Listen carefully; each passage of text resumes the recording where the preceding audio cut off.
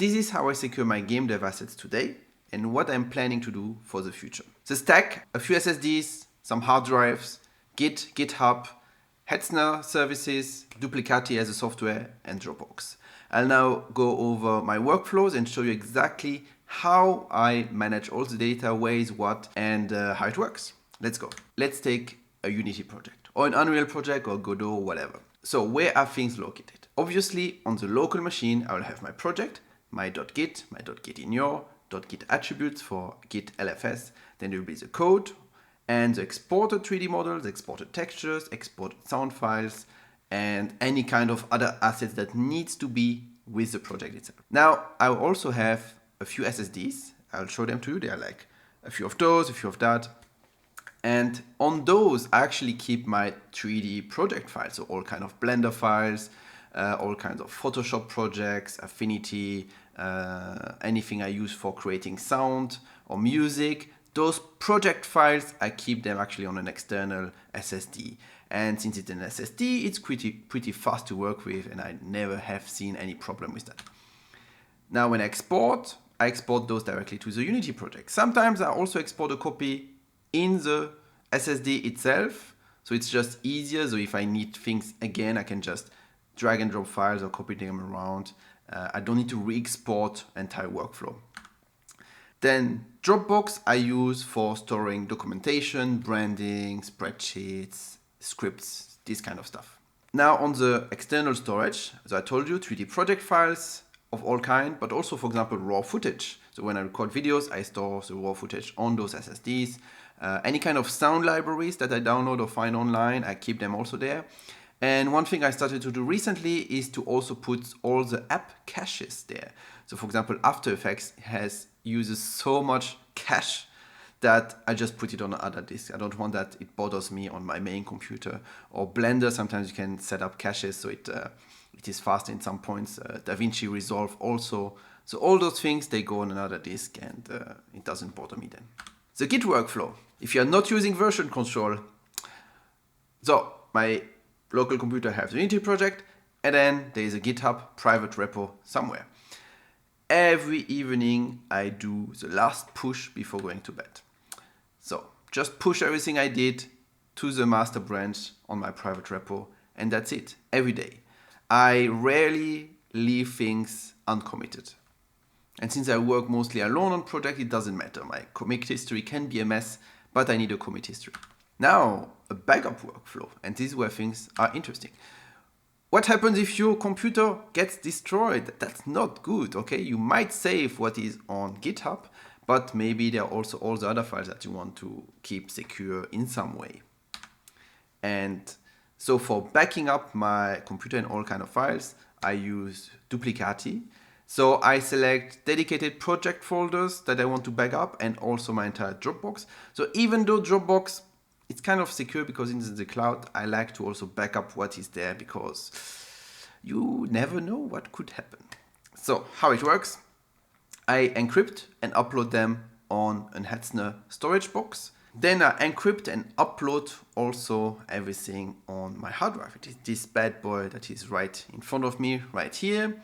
Those are two big disks in red one, so everything is mirrored. And it's essentially a cold storage. Why is it cold storage? Because I rarely connect it. I just connect it once in the evening when I need to do the backup, and when it's done, I disconnect it. So it's cold in terms of, well, it's not, or it's rarely on power. That's red run. You have two drives. One side is exactly mirrored to the other side. So if you have 16 terabyte of data, red one will give you only 8 terabytes. So you lose half of your storage, but it's more secure, and this is what I aimed for. So why kind of a simple hard drive like this and not a NAS, for example, like a Synology or whatever? Well, the simple reason is that to secure a Synology in the correct way, you also need a UPS. So UPS is like a big battery that is connected to your power supply and then connected to your Synology. So if the power supply in your house or apartment, whatever, cuts, and your disk were in the process of writing, because you know disks have those little heads that move on the disks, if power cuts and you don't have a UPS, there is a risk that the head crashes on your disk damages your disk, and your data is lost. So UPS avoids this. So UPS detects, there's a problem with the power. I switch to battery mode, and your Synology can have, a window of maybe 20 minutes, 30 minutes, depends on how big your UPS is, to gracefully shut down. And this is very important. This is saving your Synology. And a UPS is pretty big, it's noisy, it takes place. So I didn't want that. So I went to the simple solution of I will unplug it myself. And that's it. I want to show you. So for Hetzner, it's very simple. You have here storage boxes. So Hetzner storage boxes start at $4 per month. Okay, and you get 1 terabyte. That's pretty good. You have access per FTP, FTPS, SFTP, STP, and so on. So you can easily secure your data there. And this is cheap. If you need more, it's also not very expensive. 5 terabyte for 13. It's totally okay. Now Dropbox, I want to move from Dropbox because it's pretty expensive. You know, the lowest thing is $9.99 per month. And I don't like Dropbox. I don't like to put my data on Dropbox. I want to move away from that. All right, so that's what I have today. What would I change on this setup for the future? Well, first thing is I should back up more. All the SSDs I have, I occasionally manually copy them to my cold storage, all right? That's not very good. So to do would be to, let's also set up Duplicati to back up these entire SSDs to the hard drive. Now, Dropbox, I would like to drop at some point, all right? But what to migrate to? There are not so many solutions. So I don't know, Treasury box, custom solution like a Synology, but I don't want the UPS part. And it must be GDPR compliant. Now, another one, dropping GitHub. You might think, but you have a private repo on GitHub. Is that not good enough? I don't really like to put my code on GitHub and then it is being used by a Copilot to train AI. I don't really like that. So migration would be to something like maybe GitLab, maybe Bitbucket, or actually my preferred solution would be self-hosted. Just take again a server somewhere, put Git, and that's it. If I show you again Hetzner, just to give you an idea, right? So if you when you go to Hetzner Cloud, you get, you can start at 2 CPUs, 4 RAM, 40 gigabyte SSD. That's pretty good overall, and 20 terabyte of traffic, so you don't have to worry to be bankrupt like some people do with Versal or other services like that.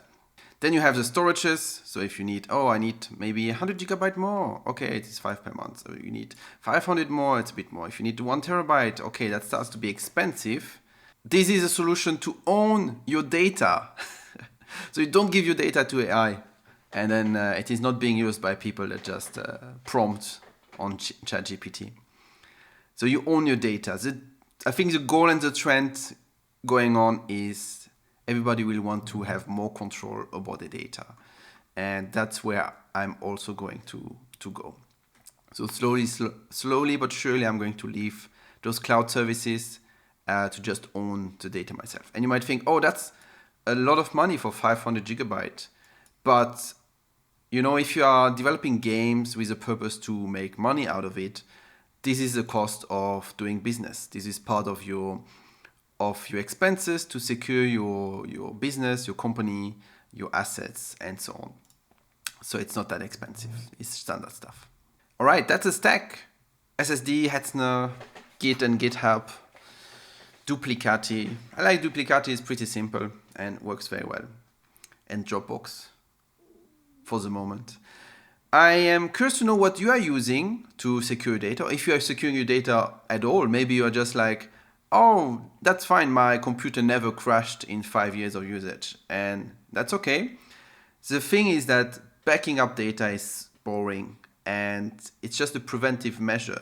So the day something happens, you are in peace. Nothing is bad. Your computer is stolen, it breaks down, your coffee falls on your computer.